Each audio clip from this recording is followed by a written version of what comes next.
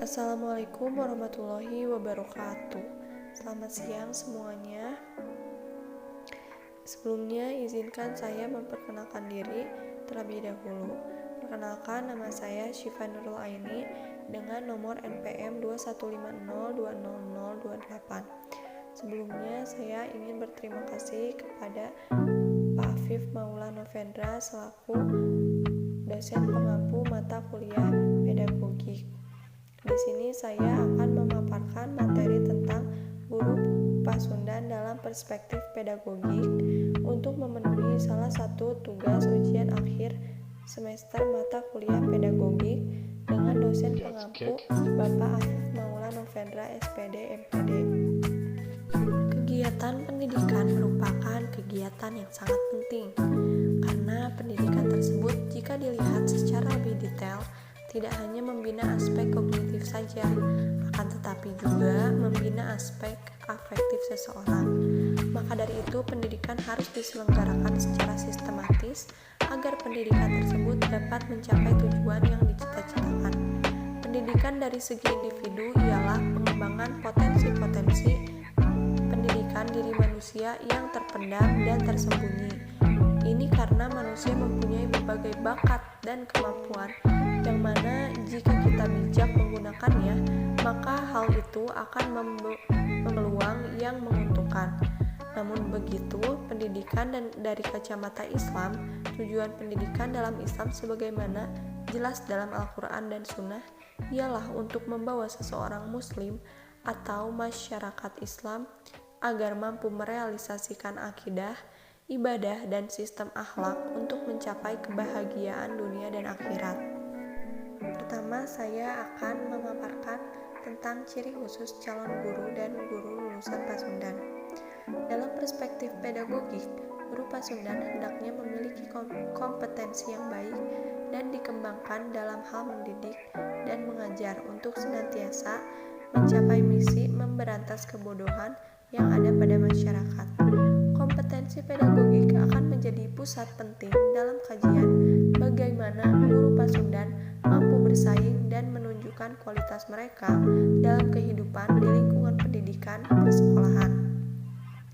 Oleh karenanya, mempelajari ilmu pedagogik merupakan komponen utama dalam proses menjadikan diri kita menjadi pendidikan yang baik dan profesional.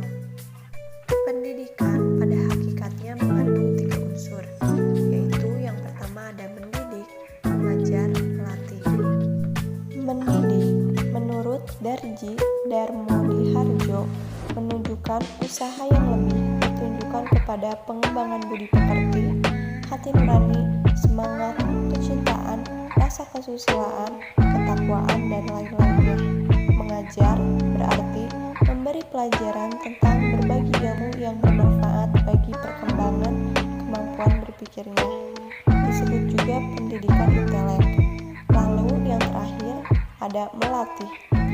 Latihan ialah usaha untuk memperoleh keterampilan dengan melatih sesuatu secara berulang-ulang sehingga terjadi mekanisme atau pembiasaan. Tujuan mendidik yaitu ingin mencapai kepribadian yang terpadu, yang terintegrasi, yang sering dirumuskan untuk mencapai kepribadian yang sewasa. Tujuan pengajaran yang kehidupan intelektual anak ialah supaya anak kelak sebagai orang dewasa memiliki kemampuan berpikir seperti yang diharapkan dari orang dewasa secara ideal, yaitu diantaranya mampu berpikir seperti abstrak logis, objektif, kritis, sistematis, analisis, sintesis, integratif, dan inovatif. Tujuan latihan ialah memperoleh keterampilan tentang sesuatu. Dalam mewujudkan kegiatan tersebut, maka guru Pasundan harus menguasai kompetensi-kompetensi di atas. Lalu yang kedua ada konsep nyantri nyunda nyakola. Istilah nyunda, nyantri, dan nyakola merupakan suatu proses, karena istilah ketiga tersebut juga adalah suatu proses untuk menjadi orang Sunda yang selalu dibarengi dengan spirit keagamaan dan juga ilmu pengetahuan. Nyunda berarti belajar untuk menjadi orang Sunda. Nyantri berarti suatu proses belajar untuk belajar keagamaan dan upaya menjalankan keagamaan dalam konteks kehidupan. Nyakola merupakan suatu proses pembelajaran secara berjenjang sebagai suatu upaya bahwa segala tindakan dan perilaku kita harus bisa dipertanggungjawabkan secara ilmu pengetahuan, berdasar pengetahuan, dan ada pembelajaran untuk generasi berikutnya.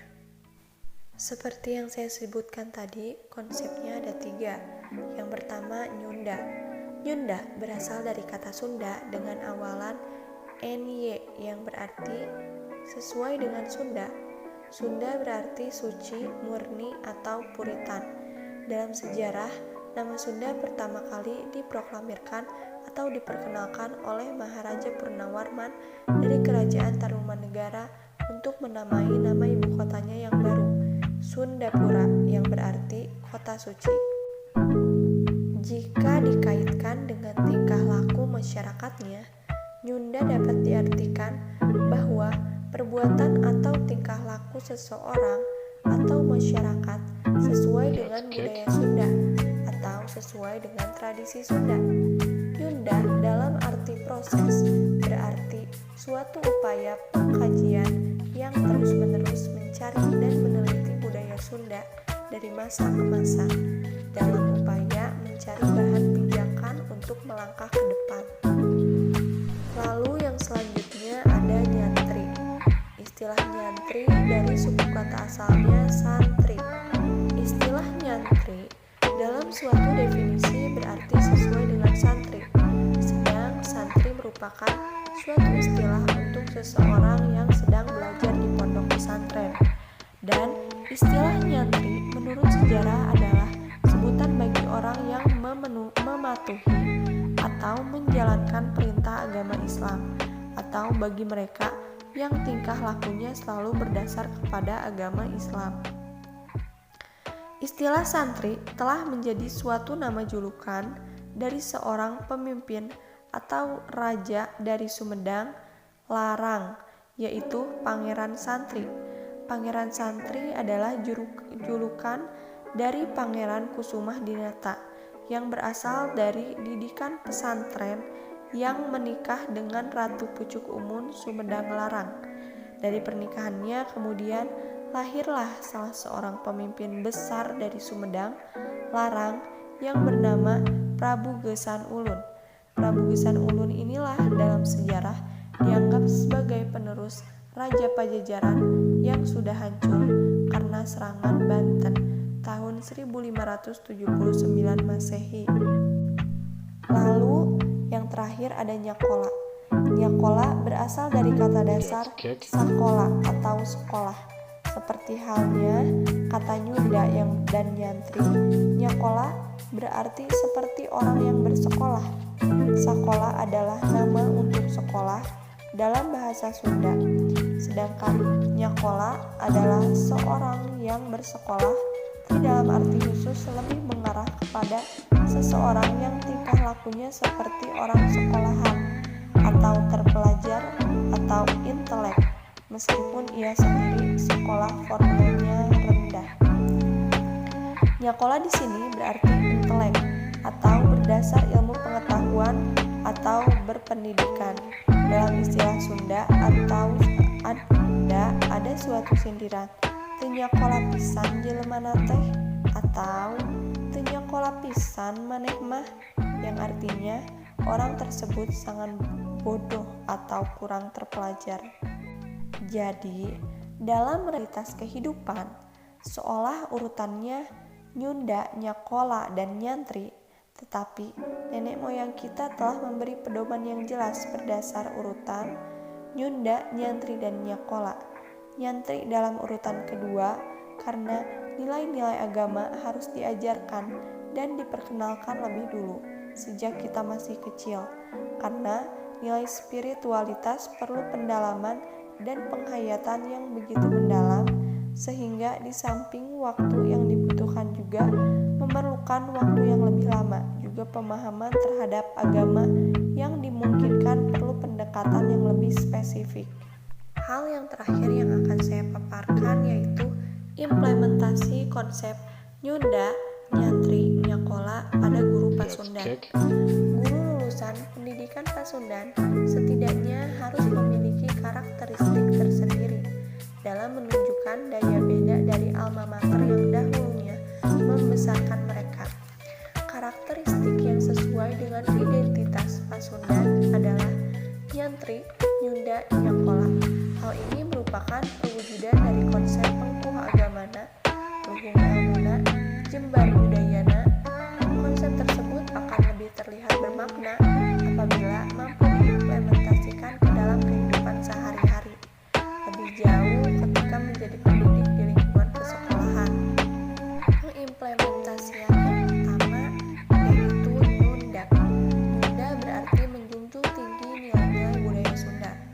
Konsep nyunda dapat diimplementasikan dalam kehidupan pada profesi guru di lingkungan persekolahan dengan hal sederhana seperti menggunakan bahasa Sunda dalam kesempatan yang mendukung, menggunakan ciri khas pakaian Sunda pada kegiatan tertentu, dan membuat kegiatan yang mengarah pada pelestarian budaya Sunda. Lalu yang kedua ada nyantri. Nyantri berarti menjunjung tinggi nilai-nilai keislaman dan kepercayaan terhadap Tuhan Yang Maha Esa. Konsep nyantri dalam karakteristik guru Pasundan dapat diimplementasikan dalam aktivitas sehari-hari melalui pencerminan sikap dan akhlak mulia dalam kehidupan, mampu menjadi suri tauladan yang baik dalam hal taat kepada agama dan kepercayaan. Lalu yang terakhir ada nyakola.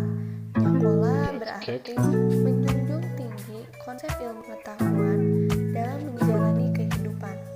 Konsep nyakola dalam karakteristik guru Pasundan dapat tercermin dalam pribadi yang menjunjung tinggi ilmu pengetahuan dan teknologi dalam menjalani kehidupan, menjadi pribadi yang cerdas dan mampu beradaptasi dengan perkembangan teknologi dan komunikasi.